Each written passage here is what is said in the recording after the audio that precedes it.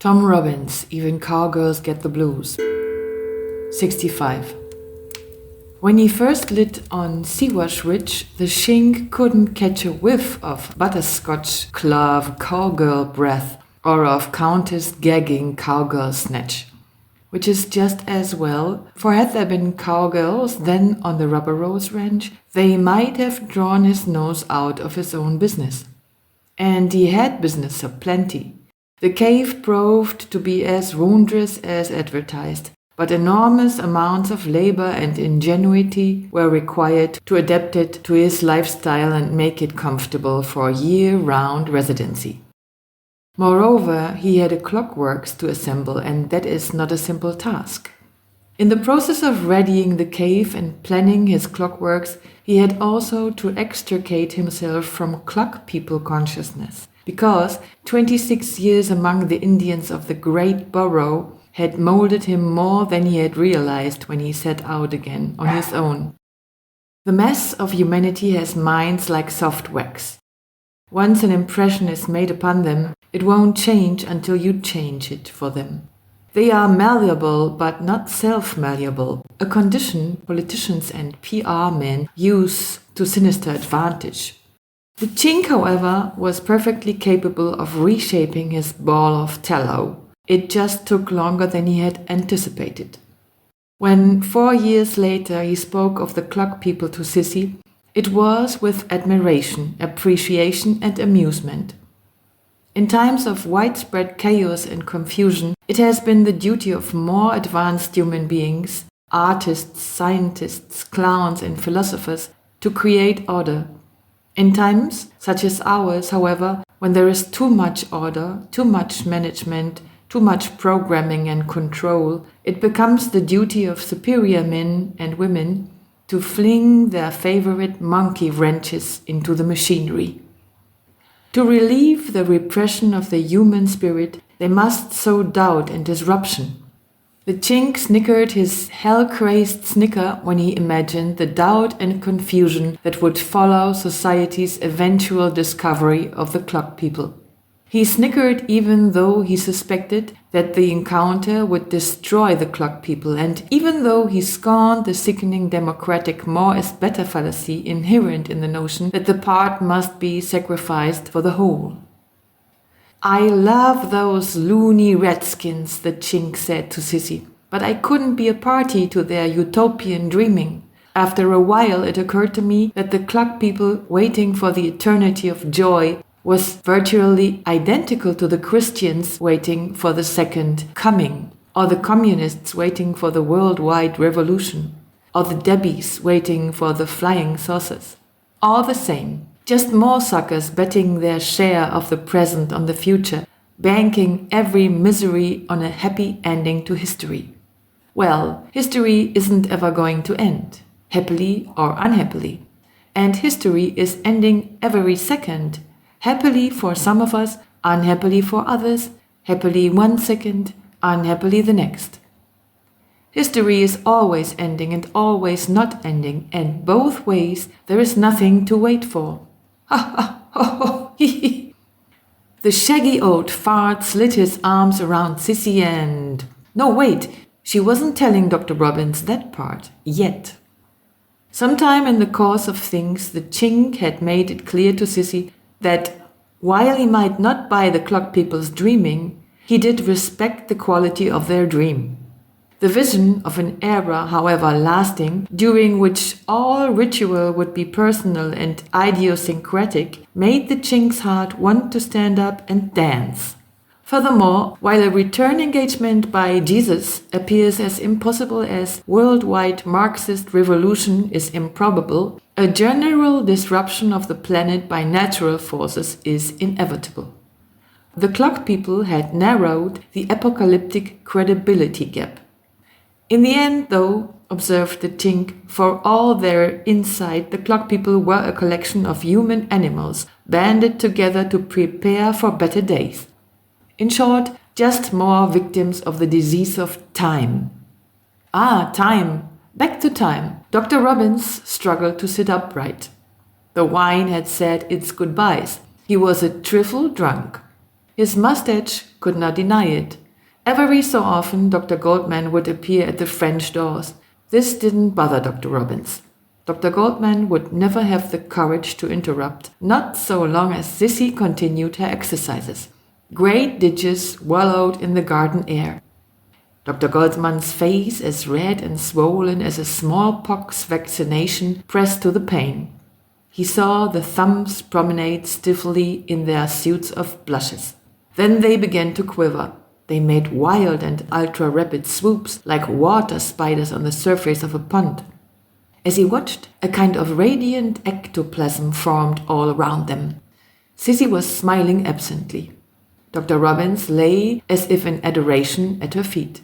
Dr. Goldman whirled abruptly and strode away. In truth, Dr. Robbins was a bit more anxious than he might have appeared. His patient's testimony had gradually become secondary to her hitch practice, her running of the scales.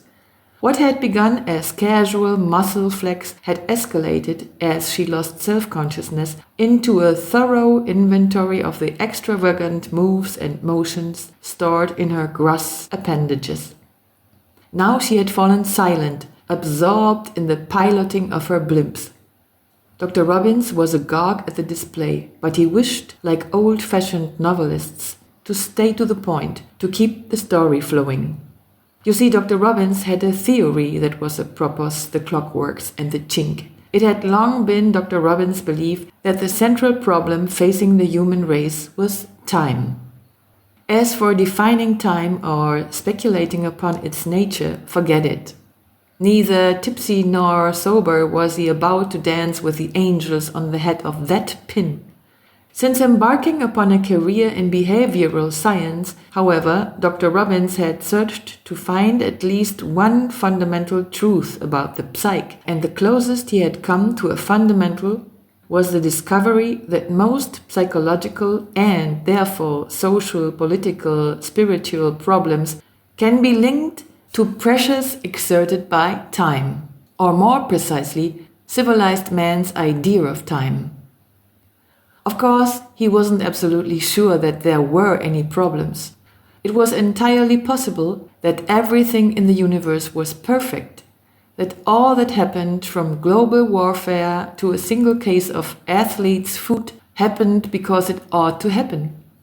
And while from our perspective it would seem that something horrendous had gone wrong in the development of the human species vis-à-vis its happy potentialities on the blue-green sphere, that was an illusion attributable to myopia, and that in fact development was proceeding beautifully, running right as a Tokyo train and needing only a more cosmic overview in order for its grand perfection to obscure its monetary fits and faults.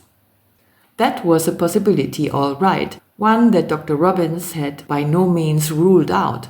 On the other hand, if such an approach was, like religion, merely a camouflage system created to modify experience in order to make life more tolerable, another exercise in escapism festooned with mystic crap, then one had no choice but to conclude that mankind was a royal fuck-up.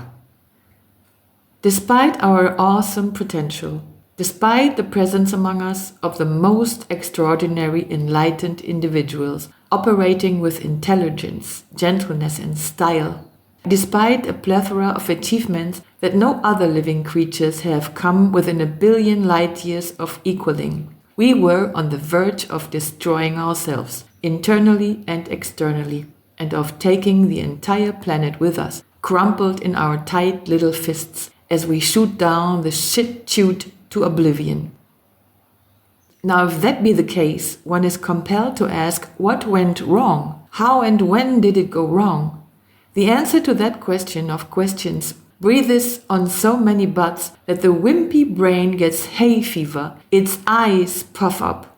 It sneezes away whole bouquets of hidden and half-guessed truths, and it probably doesn't want to know anyway. From his psychiatrist's stance, however, a stance only slightly less allergic than any other, Dr. Robbins was able to venture this far. Most of the harm inflicted by man upon his environment, his fellows and himself is due to greed. Most of the greed, whether it be for power, property, attention, or affection, is due to insecurity. Most of the insecurity is due to fear. And most of the fear is, at bottom, a fear of death. Given time, all things are possible. But time may have a stop.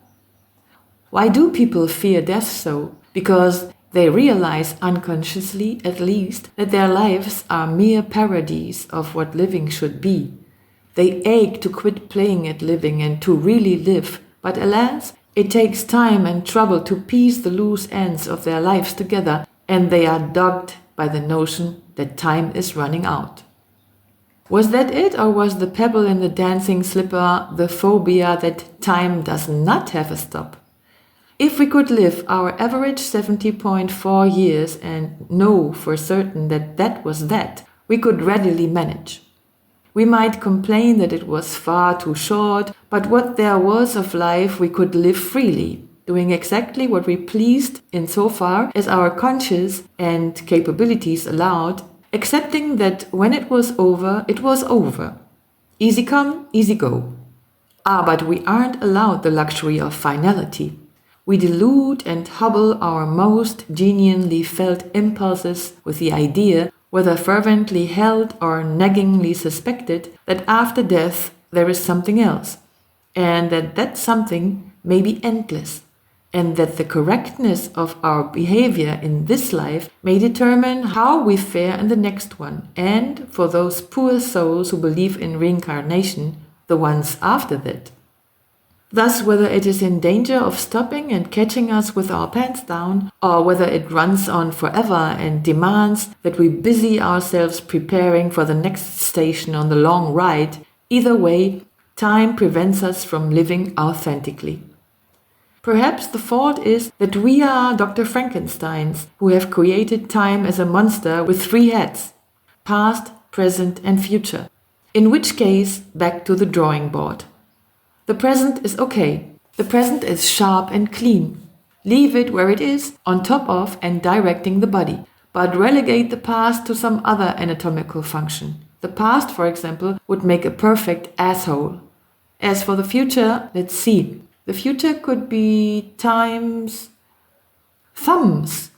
Like papier-mâché spaceships in an old Buck Rogers movie, they whooshed in a wobbly fashion towards imaginary worlds. She fueled them with rocket power minced in her heart.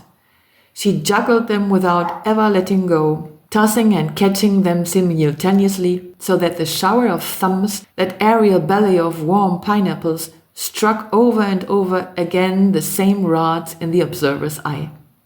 The hammered eye blinked beneath this banging of bubbles. Thumbs tumbled end over end in the field of vision. Thumbs wheeled and thumbs floated. Thumbs squirmed like the tickled bellies of babies. Thumbs spanked the bottom of the sky. It was all Dr. Robbins could do not to surrender to the spectacle, to let thumbs carry him to wherever thumbs desired to go. After all, this was not a sight many had seen.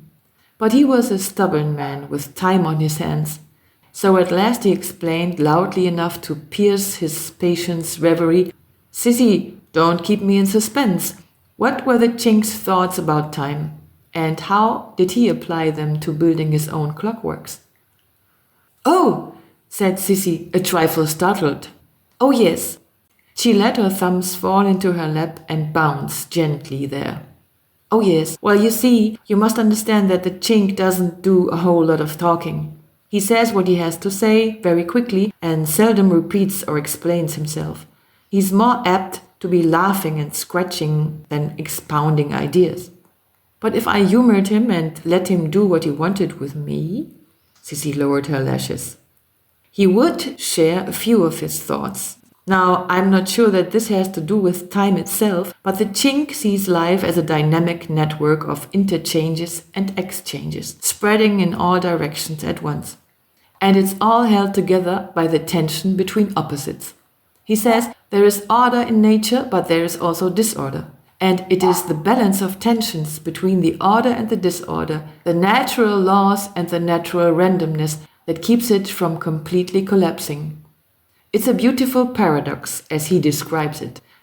Personally, I don't know. When I mentioned the concept to Julian, he just scoffed. Julian says that everything in nature is ordered and there is no randomness. The more we learn about the way nature works, the more laws we discover. Julian says there isn't any paradox, that the only reason certain aspects of nature seem disorderly to us is because we haven't understood them yet. Julian says,